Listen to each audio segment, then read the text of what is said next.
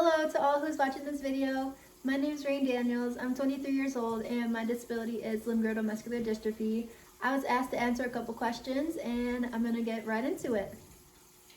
So to start off, I'll go over a little basics about my disability. Like I said, I have limb-girdle muscular dystrophy. It is one of the more mild types of muscular dystrophy, I would say, in my opinion, and in my experience of meeting others with my disability. So my condition basically just affects from my neck down, mostly my torso, mostly my arms, my legs. So I'm just gonna give you guys a little spin, show you guys my chair. As you can see, I am wheelchair bound. I use a power wheelchair, but I didn't always use a power wheelchair. I actually started off in a pushchair, and over time my disability took over and I lost a bunch of muscle, and unfortunately that's just the way that it goes with muscular dystrophy. Basically, the easiest way to explain it is it's a muscle eating type disorder. You can either gain a little bit back, you can lose some, depending on which disability of muscular dystrophy you have. Mine, I can only gain a little bit back. I'm not going to be able to walk again unless there's a cure, unfortunately. But I'm okay with that. I've made my peace. And I kind of just keep what I can, and I try to gain back what I can, and that's what we do. So I have a couple cards here with a couple questions on it, so if you see me reading these, that's what I'm reading. So the first question here says, how would I rate the overall understanding of my condition by medical professionals and other people? So definitely medical professionals, I would say they have an okay understanding of muscular dystrophy. Obviously there's no cure for it, so it's not 100% understood, which not everything is 100% understood ever. But they are doing tests, they're doing clinical trials, they're trying to find cures, they're trying to find other ways that, we could figure out more about muscular dystrophy, how, we can maybe stop it from progressing in the beginning, maybe building up more. I'm not too sure personally because all the research I have looked at is kind of just, they are working on it, but nothing is officially, nothing's officially figured out. We'll just say that. And honestly, finding a specific MD doctor is pretty hard because I live in Buffalo, New York, and in Buffalo, New York, there's probably maybe a couple MD doctors. So like finding a specific doctor for muscular dystrophy is kind of hard. Growing up, it was hard for me to find a doctor that was specific for MD. I actually had found one, and he used to run himself ragged. Like he would work from morning till night because there's not a lot of doctors that deal with MD specifically. But other than him, I've only really ever met a couple other MD doctors that like specialize in muscular dystrophy. Other than that, they're just kind of like, a regular type doctor. They'll tell me if I'm healthy or not. Other than that, doctors kind of just told me, oh, don't do this, don't do that. Not really understanding or knowing about my disability. And in the past, I had doctors tell me, oh, don't stress yourself out, don't overdo it, and don't hurt your muscles because you don't want to, lose more than you got. But I also wish that I had doctors tell me, make sure you are working, make sure you are pushing yourself to your limit, because there is a limit, you just don't want to go over. I wish there were more doctors that knew about my disability so that, growing up I had a little bit more of an idea how to kind of handle it. But now dealing with it, I kind of have dealt with it now going on 23 years. So I kind of know what my limit is. I know when not to overstress myself. I know if I'm not doing enough, and I kind of just gauge it like that.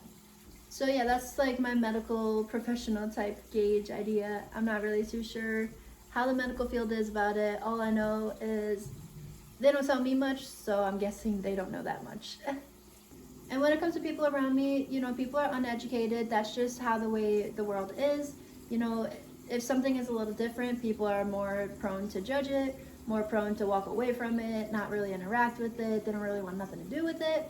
So growing up, I've come to realize, how people are with knowing about disability, knowing about my specific disability. They really don't know much. Because every time I mention to somebody I'm disabled, they'll be like, oh, how are you disabled? How did you get to that point? I'll mention I have a disability, and they'll say, oh, what's that? So I'll have to explain it. So usually if they are not a medical professional, if they don't have somebody in their family that has had it or a friend, usually people don't really know what disabilities are or really what type of disability you have. like they know what disabilities are, but you know what I mean, like they don't understand them. So definitely people around me, I would say, are not that educated and don't have a very good understanding, but that's fine. And that's why I'm here, because I want to help people understand, and I want to educate, and I want to show people, we have disabilities. They are scary, they're a little weird, but it's okay to ask questions, and it's okay to come and talk to us and go do stuff. It's okay to come up to us and interact with us and ask us things. We're normal people. We're just like everybody else. So just don't be afraid to ask. And so with that question, it kind of goes into this next question that says, what are some stigmas that I have dealt with my disability, growing up and, over the past few years? I would say that the main big stigma is people think that I have no feeling just because I'm disabled. Just because somebody is disabled does not mean that they have no feeling. All disabilities are totally different. I have full feeling from head to toe. The only difference is my disability is a muscle deficiency. People will automatically assume I'm paraplegic just because I'm in a wheelchair. But like I said, that's not the case, because disability comes in so many different forms. Another stigma, unfortunately, is people think that I am also mentally disabled because I'm physically disabled. So kind of to explain that a little better, say me and you are having a conversation and somebody is standing next to me, the person will speak to the person next to me and ask what I would like to that person instead of asking me myself. And that automatically to me indicates that they just automatically think I can't talk, I can't think for myself. So that is a little offensive, that's one of the stigmas that I don't appreciate very much. Whether you think somebody can speak for themselves or not, you should always, always talk to that person. Because even if they can't speak for themselves, their mind still works. Their brain still works. Even if your mouth doesn't work, your brain still works. You just want to always treat everybody exactly how you would treat the next person, whether they're disabled or not. Everybody is the same. Just treat everybody the same. Talk to the person that you're trying to talk to. Don't talk to somebody next to them. That's definitely, I think, my biggest pet peeve and biggest stigma is definitely people talking to somebody else other than myself. So another stigma that popped into my head that doesn't necessarily have to do with me personally, but it definitely has to do with a lot of disabilities and others that deal with, this type of stigma on a daily basis, is when somebody can walk but also has a wheelchair. So like they can walk short distances, say they could walk for maybe a couple hours, they can't walk up and down stairs, but they get tired and they need the wheelchair eventually. So people just automatically assume that they're faking it or that they're not trying hard enough, and they'll say, oh, why do you even use that wheelchair if you could walk? And stuff like that it digs into you. And when people say things like that, people don't realize how much of a dig that is, because dealing with disability already is such a hard thing. And for somebody to tell you that you're faking it or you're not doing enough, like that takes a toll on somebody. So for that one, I would just say everybody mind your business. People do what they gotta do, and that's that. Love everybody, who cares? So that being said, going into the next question, what is something I'd like everyone to know about disabilities and chronic illness as a whole? So basically as a whole, I would say for chronic illness and disabilities, just treat everybody the same. Just because somebody has a disability doesn't mean that they're an alien. And with that being said, also don't just assume that somebody with a disability needs help. Say if you're like walking down the street and you see somebody in a wheelchair struggling to like do what they're trying to do, there's nothing wrong with standing there, taking a second to make sure, are they good, do they need help? But don't just assume that they need help. Because when it comes to disability, independence is a huge thing that we strive for. So when we're struggling and it looks like we need help, but it looks like we maybe got it, let us struggle a little bit. But if you're letting us struggle, it's going on an hour now, then I would definitely say give us a little hand. But another thing that I would like you guys to know about chronic illness is that, like I said before, a lot of disabilities are different. So sometimes chronic illness also comes with hidden disabilities as well. So something that people don't realize when it comes to chronic illness and disabilities is people could be very offensive when somebody says, oh, I have a disability, and then somebody looks them head to toe and they say, you don't look like you have a disability. What does having a disability look like? Does having a disability look like this, where you physically are in a wheelchair, you physically can see that I'm different. Is that what a disability is? Like, what really defines a disability? Disability comes in all different forms. You guys are gonna get sick of me hearing that, but it's true. And sometimes disabilities come in mental illnesses like autism. And autism is a very easy one to not pick up on sometimes. So that's just one thing that you want to keep in mind when, encountering chronic illness and disabilities is do not be judgmental. Do not assume things, and just don't be that person that says you don't look like you have a disability, because that's super offensive. So yeah, guys, make sure you're treating everybody equal. Make sure you're loving everybody equally, and don't treat them differently just because they got a wheelchair or they got a little tick. And moving on. So the next question says, what's something I'd like to tell people when it comes to living with a disability? So living with a disability, I have been living independently for the past 2 years now, I want to say. It definitely was something to adjust to. It definitely was something that I kind of just jumped right into because I was trying to get out of my house and live independently kind of quick. So I would definitely recommend take your time and work it out and try to make sure you got a solid place to be. You got solid care if you are disabled and need care. Make sure everything is in place and 100% before you move out, because once you are on your own, it is a little scary, I'm not gonna lie. I used to live with my family. I got my dad, my stepmom, my little brother, little sister, and going from living in a household with 5 people to living alone, first thing that comes to my head is it's lonely. It definitely is lonely. They don't tell you how lonely it is. But after you get past the lonely effect, which only really lasts about maybe a couple weeks, then it starts feeling awesome. The independence that you feel from living in your own place, being able to pay your own bills, being able to go out, do what you want to do, get your own food, get any animals that you want. Literally just the sole fact that everything I want to do is my choice. Everything that I choose to surround myself with now is my choice. And when it comes to living with disability, you don't have many choices, and that's what sucks so bad. So being able to live in a place that is, well, I was about to say 100%, not 100% adaptive yet, but it's pretty adaptive, and I'm able to do what I gotta do around the house, and it's a great feeling, it really is. So living independently, definitely an adjustment, definitely not impossible. All you really gotta do is just make a couple adjustments around your house, make sure there's enough space that you can get around freely, not hitting everything, and you're good to go. It's not as hard and scary as people make it seem. It really isn't. It's great. Do it. So yeah, live alone. That's the mojo. And moving on. Next question. We got, what can society as a whole do to make the world more accessible? So I would say, honestly, as a whole, I don't want to say easiest, but the first thing that people could do to make the world more accessible is literally just be more personable. Be more interactive with the disabled community if you don't have a disability.